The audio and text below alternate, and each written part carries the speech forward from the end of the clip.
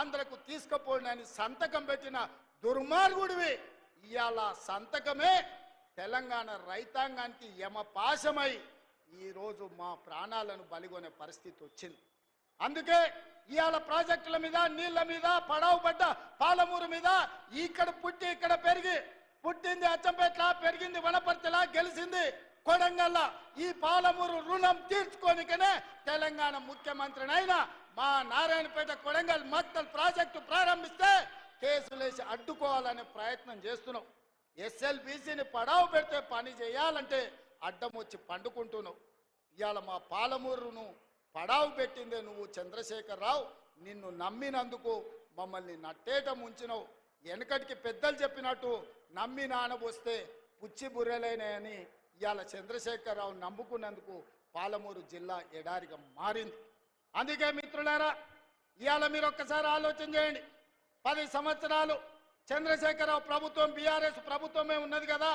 మీరందరు కలిసి మేఘారెడ్డి, నన్ను, మల్లురవిని, బట్టి విక్రమార్క గారిని, మధుసూదన్ రెడ్డిని, రాజేష్ను, శంకర్ను ఆశీర్వదించి 5 ఏళ్ల కోసం అధికారం ఇస్తే ఏడాది కాకముందే మమ్మల్ని దిగిపోమంటారు. ఇది న్యాయమా? ఒక్కసారి ఆలోచన చేయండి.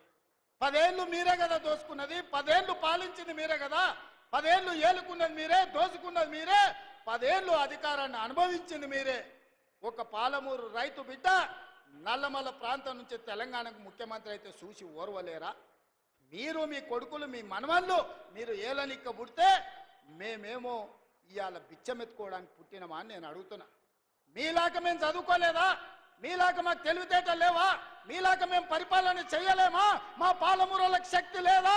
ఈ దేశమే కాదు ఈ ప్రపంచాన్ని నడిపించగలిగిన శక్తి నా సోదరులకు, నా సోదరిమణులకు ఉంది.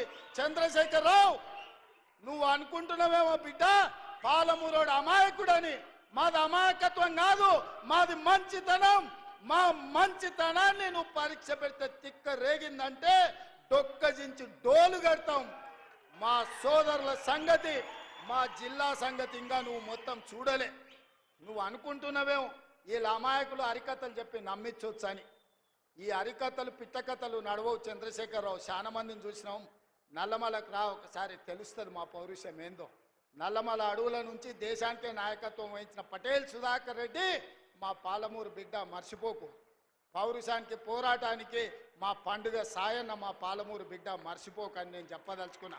మొట్టమొదటి తెలంగాణ ముఖ్యమంత్రి బూరుగుల రామకృష్ణారావు మా పాలమూరు బిడ్డ, నువ్వు మర్చిపోకు. ఉత్తమ పార్లమెంటేరియన్ వచ్చిన మా జైపాల్ రెడ్డి మా పాలమూరు బిడ్డ. మా మహేంద్రనాథ్ నీతికి, నిజాయితీకి మరుపేరైన, ప్రపంచంలోనే నీతిమంతుడని చెప్తే గుర్తుపట్టే నాయకుడు మహేంద్రనాథ్ది పాలమూరు అన్న సంగతి మర్చిపోకు.